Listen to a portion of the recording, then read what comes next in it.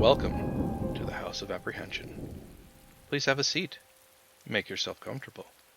Enjoy your favorite beverage. Embrace yourselves for our thrilling presentation.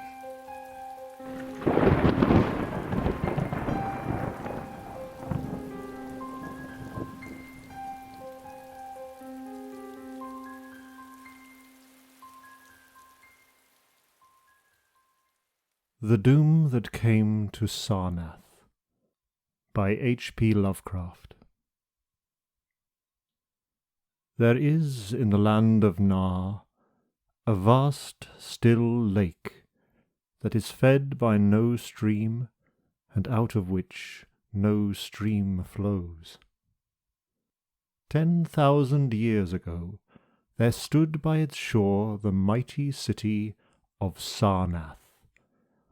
But Sarnath stands there no more. It is told that in the immemorial years when the world was young, before ever the men of Sarnath came to the land of Nar, another city stood beside the lake, the grey stone city of Ib, which was old as the lake itself, and peopled with beings not pleasing to behold. Very odd and ugly were these beings, as indeed are most beings of a world yet inchoate and rudely fashioned. It is written on the brick cylinders of Cadatheron that the beings of Ib were in hue as green as the lake and the mists that rise above it, that they had bulging eyes, pouting, flabby lips, and curious ears, and were without voice. It is also written that they descended one night from the moon in a mist, they and the vast still lake, and the grey stone city Ib. However this may be, it is certain that they worshipped a sea-green stone idol, chiselled in the likeness of Bokrug, the great water lizard, before which they danced horribly when the moon was gibbous. And it is written in the papyrus of Ilanek that one day they discovered fire, and thereafter kindled flames on many ceremonial occasions. But not much is written of these beings, because they lived in very ancient times, and man is young, and knows little of the very ancient living things. After many eons, men came to the land of Nar, dark shepherd folk with their fleecy flocks, who built Thra, Ilanek, and Cadatheron on the winding river Ai. And certain tribes, more hardy than the rest, pushed on to the border of the lake, and built Sarnath at a spot where precious metals were found in the earth. Not far from the grey city of Ib did the wandering tribes lay the first stones of Sarnath, and at the beings of Ib they marvelled greatly. But with their marvelling was mixed hate, for they thought it not meet that beings of such aspect should walk about the world of men at dusk. Nor did they like the strange sculptures on the grey monoliths of Ib, for those sculptures were terrible with great antiquity. Why the beings and the sculptures lingered so late in the world, even until the coming of men, none can tell, unless it was because the land of Nar is very still and remote from most other lands, both of waking and of dream. As the men of Sarnath beheld more of the beings of Ib, their hate grew, and it was not less because they found the beings weak and soft as jelly to the touch of stones and spears and arrows. So one day the young warriors, the slingers, and the spearmen and the bowmen marched against Ib, and slew all the inhabitants thereof, pushing the queer bodies into the lake with long spears, because they did not wish to touch them. And because they did not like the grey sculptured monoliths of Ib, they cast these also into the lake, wondering from the greatness of the labour how ever the stones were brought from afar, as they must have been, since there is naught like them in all the land of Nar, or in the lands adjacent. Thus, of the very ancient city of Ib was nothing spared, save the sea-green stone idol chiselled in the likeness of Bokrug the water-lizard. This the young warriors took back with them to Sarnath as a symbol of conquest over the old gods and beings of Ib, and a sign of leadership in Nar. But on the night after it was set up in the temple, a terrible thing must have happened, for weird lights were seen over the lake, and in the morning the people found the idol gone, and the high priest Taran-ish lying dead as from some fear unspeakable. And before he died, Taran-ish had scrawled upon the altar of chrysolite with coarse, shaky strokes the sign of doom. After Taran-ish there were many high priests in Sarnath, but never was a sea-green stone idol found. And many centuries came and went, wherein Sarnath prospered exceedingly, so that only priests and old women remembered what Taran-ish had scrawled upon the altar of chrysolite. Betwixt Sarnath and the city of Ilarnec arose a caravan route, and the precious metals from the earth were exchanged for other metals, and rare cloths, and jewels, and books, and tools for artificers, and all things of luxury that are known to the men who dwell along the winding river Ai and beyond. So Sarnath waxed mighty and learned and beautiful, and sent forth conquering armies to subdue the neighbouring cities, and, in time, there sat upon a throne in Sarnath the kings of all the land of Nar and of many lands adjacent. The wonder of the world and the pride of all mankind was Sarnath the Magnificent. Of polished, desert-quarried marble were its walls, in height 300 cubits, and in breadth 75, so that chariots might pass each other as men drove them along the top. For full 500 stadia did they run, being open only on the side toward the lake, where a green stone sea-wall kept back the waves that rose oddly once a year at the festival of the destroying of Ib. In Sarnath were 50 streets from the lake to the gates of the caravans, and 50 more intersecting them. With onyx they were paved, save those whereon the horses and camels and elephants trod, which were paved with granite. And the gates of Sarnath were as many as the landward ends of the streets, each of bronze, and flanked by the figures of lions and elephants carven from some stone no longer known among men. The houses of Sarnath were of glazed brick and chalcedony, each having its walled garden and crystal lakelet. With strange art were they builded, for no other city had houses like them, and travellers from Thra and Ilarnec and Cadatharon marvelled at the shining domes wherewith they were surmounted. But more marvellous still were the palaces and the temples and the gardens made by Zokar the olden king. There were many palaces, the least of which were mightier than any in Thra or Ilarnec or Cadatharon. So high were they that one within might sometimes fancy himself beneath only the sky.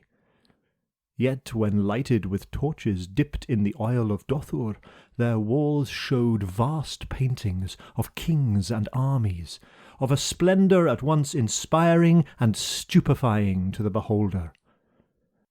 Many were the pillars of the palaces, all of tinted marble, and carven into designs of surpassing beauty.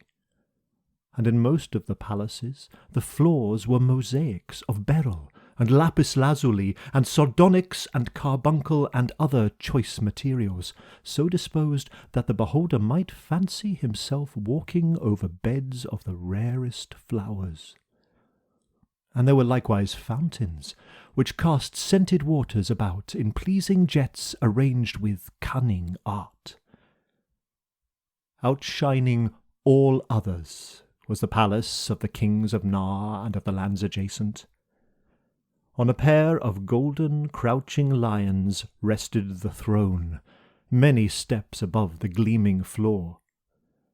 And it was wrought of one piece of ivory, though no man lives who knows whence so vast a piece could have come.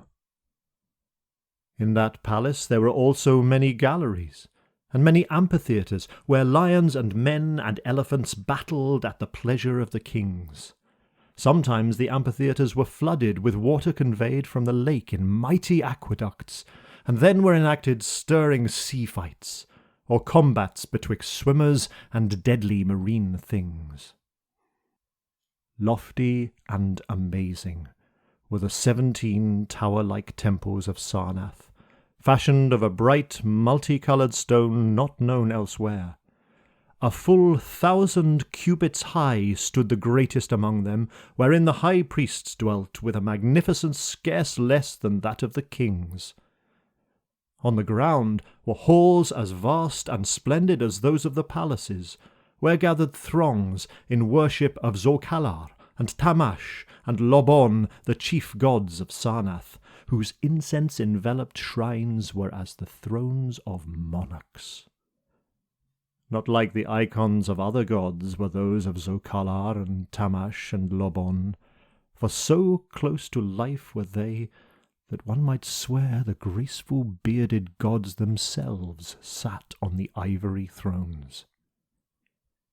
And up unending steps of shining zircon was the tower chamber, wherefrom the high priests looked out over the city and the plains and the lake by day, and at the cryptic moon and significant stars and planets and their reflections in the lake by night. Here was done the very secret and ancient rite in detestation of Bokrug the water lizard, and here rested the altar of chrysolite, which bore the doom scroll of Taran-Ish.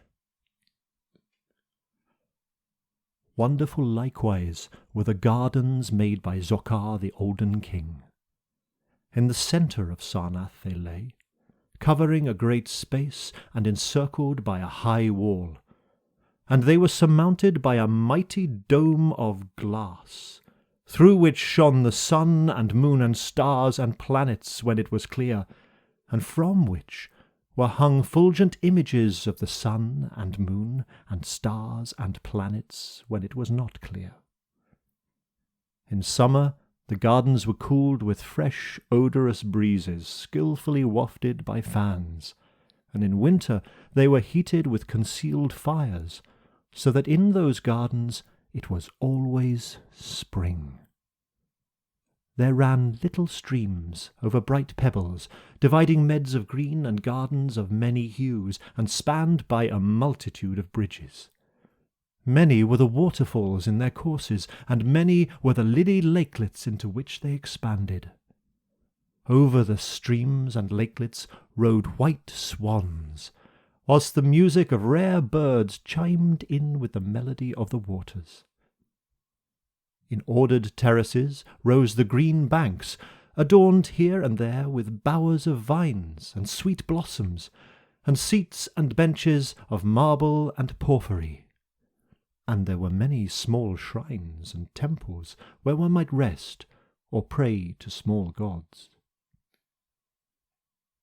Each year there was celebrated in Sarnath the feast of the destroying of Ib, at which time wine, song, dancing, and merriment of every kind abounded.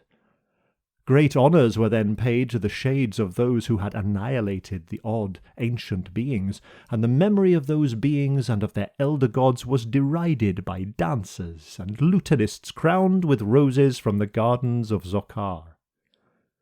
And the kings would look out over the lake and curse the bones of the dead that lay beneath it.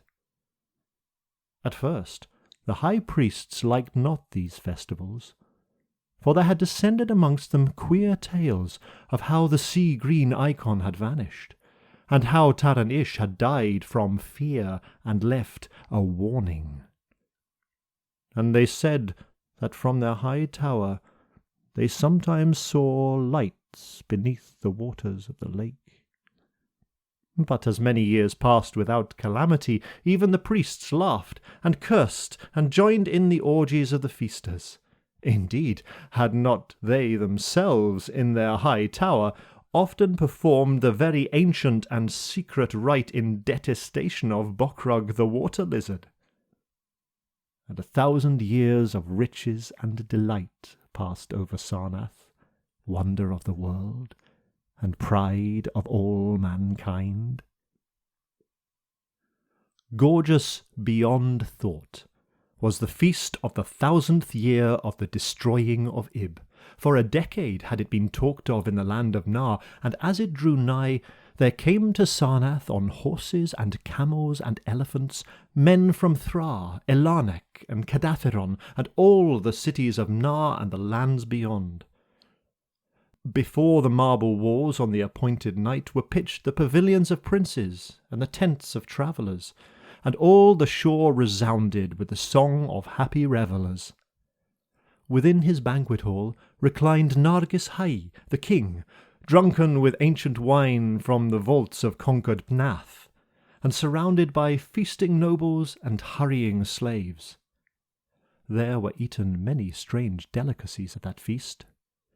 Peacocks from the isles of Nariel in the middle ocean, young goats from the distant hills of Implan, heels of camels from the Nazik desert, nuts and spices from Sidathrian groves, and pearls from the wave-washed metal dissolved in the vinegar of Thra. Of sauces there were an untold number, prepared by the subtlest cooks in all of Nar, and suited to the palate of every feaster. But most prized of all the viands were the great fishes from the lake, each of vast size, and served up on golden platters set with rubies and diamonds. Whilst the king and his nobles feasted within the palace, and viewed the crowning dish as it awaited them on golden platters, others feasted elsewhere. In the tower of the great temple the priests held revels, and in pavilions without the walls the princes of neighbouring lands made merry. And it was the high priest Gnai Ka who first saw the shadows that descended from the gibbous moon into the lake, and the damnable green mists that arose from the lake to meet the moon, and to shroud in a sinister haze the towers and the domes of fated Sarnath. Thereafter those in the towers and without the walls beheld strange lights on the water, and saw that the grey rock Acurion, which was wont to rear high above it near the shore, was almost submerged. And fear grew vaguely yet swiftly, so that the princes of Elarnach and of far-off Rockall took down and folded their tents and pavilions, and departed for the river Ai, though they scarce knew the reason for their departing. Then, close to the hour of midnight, all the bronze gates of Sarnath burst open and emptied forth a frenzied throng that blackened the plain, so that all the visiting princes and travellers fled away in fright. For on the faces of this throng was writ a madness, born of horror unendurable, and on their tongues were words so terrible that no hearer paused for proof.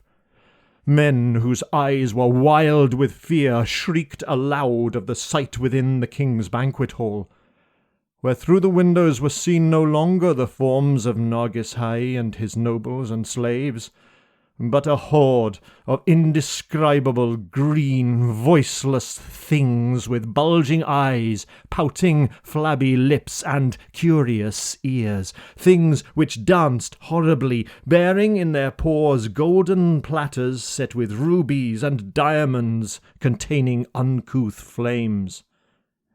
And the princes and travellers, as they fled from the doomed city of Sarnath on horses and camels and elephants, looked again upon the mist-begetting lake, and saw that the grey rock Akurion was quite submerged.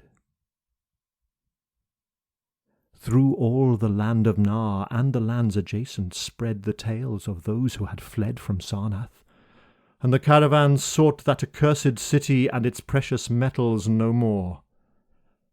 It was long ere any traveller went thither, and even then only the brave and adventurous young men of distant Falonar dared make the journey, adventurous young men of yellow hair and blue eyes who are no kin to the men of Nar.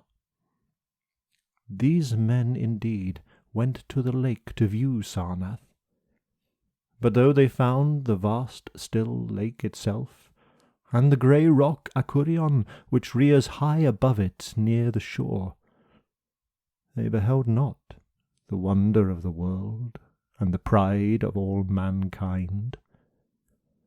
Where once had risen walls of 300 cubits and towers yet higher, now stretched only the marshy shore, and where once had dwelt 50 millions of men, now crawled only the detestable green water lizard.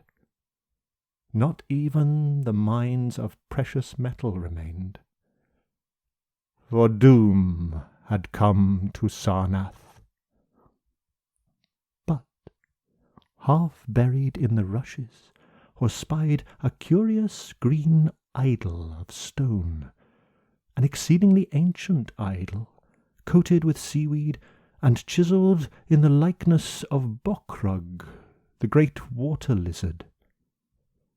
That idol, enshrined in the high temple of Ilarnak, was subsequently worshipped beneath the gibbous moon throughout the land of Nar.